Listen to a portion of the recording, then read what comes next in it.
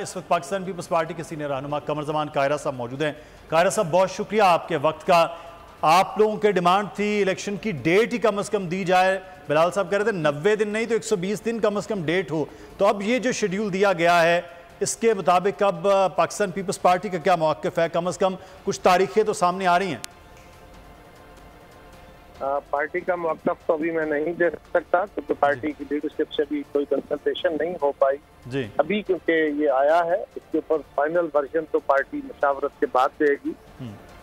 Generally यही है कि हमारा जो मुतालबा था वो आईनी और कानूनी था, वो अपनी जगह बिल्कुल दुरुस्त मुतालबा है। और ये बात बिलावल साहब बार बार कह रहे थे कि इलेक्शन की डेट दी जाए। मकसद यही था कि जो गैर यकीनी के बादल हैं ये छठे।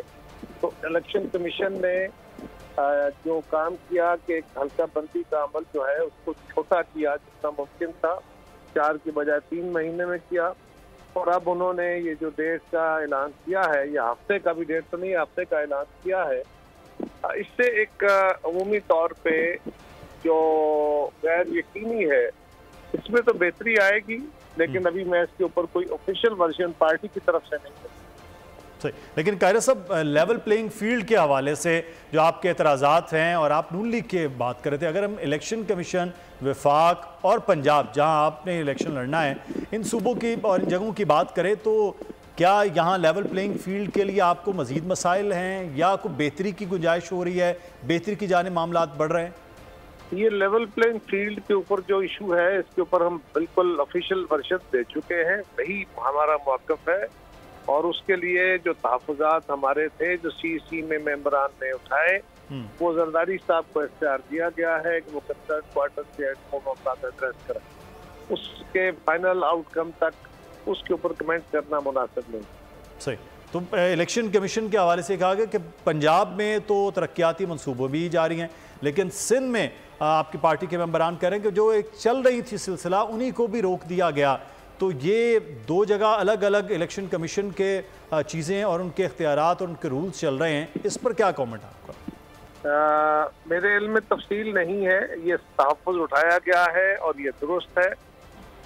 इलेक्शन कमीशन को चाहिए कि इस मामले को बगौर देखे और फौरी तौर पे इसके बारे में कोई हतमी फैसला करे, क्योंकि जब तक इलेक्शन शेड्यूल अनाउंस नहीं होता, हल्का बंदियों का अमल इलेक्टोरल प्रोसेस का हिस्सा उस तरह नहीं है, इलेक्शन प्रोसेस का हिस्सा नहीं है। हल्का बंदियां तो मिड टर्म में किसी वक्त होती हैं, इलेक्शन जब भी मरदमशुमारी होती है तो उसकी वजह से तरक्याती काम नहीं रुकते। और अब क्योंकि 6-7 महीने का ये प्रोसेस है, अब तो 6 महीने तकरीबन इसका महीना गुजर गया, अभी 2 महीने आगे हैं और उसके बाद फिर 2 महीने, तो ये 4-5 महीने का जो प्रोसेस है, इतने अरसे के लिए काम, तरक्याती काम जो इंतहाई ज़रूरी नौइयत के हैं, जिस तरह सिंध के अंदर फ्लड के फैक्ट्रीज के इशूज थे, उन सब के इशू रोक देना ये मुनासिब नहीं है। और फिर पाकिस्तान में इन्फ्लेशन का कोई पता नहीं किस वक्त चीज़ें किधर जाएं, और अगर ये रेट बढ़ जाएंगे, लोगों की ज़िंदगी में जो मुसीबतें हैं वो 6 महीने के लिए डेफर तो नहीं हो सकती कि अगली हुकूमत आए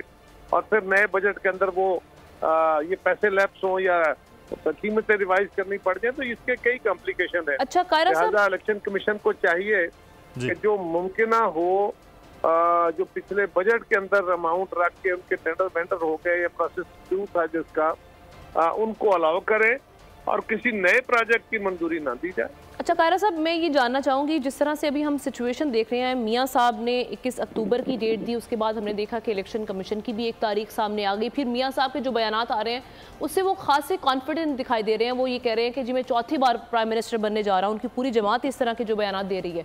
तो आप क्या समझते हैं कि ऐसी क्या उनको यकीन दहानी कराई गई है या उनको ये कॉन्फिडेंस कहाँ से मिला है कि भाई वो चौथी बार वज़ीर आज़म बनने जा रहे हैं, जबकि वो कन्विक्टेड हैं इस वक्त? हर जमात जब इलेक्शन प्रोसेस में जाएगी तो यही करेगी, वो यही पोस्टर देगी, वो यही तासर देगी कि मुझे पाकिस्तान के अवाम वोट देंगे और मेरा ही लीडर वजीर आजम बनेगा। इस तासर के साथ ना जाएं तो वो कौन सी जमात होगी जो कहेगी कि अगले इलेक्शन में लोग हमें वोट नहीं देंगे और हम हुकूमत नहीं बनाएंगे? कौन सी जमात होगी ऐसी? सही। अच्छा कायरा साहब, थैंक यू। सब्सक्राइब करें और बेल दबाएं ताकि कोई खबर रह न जाए।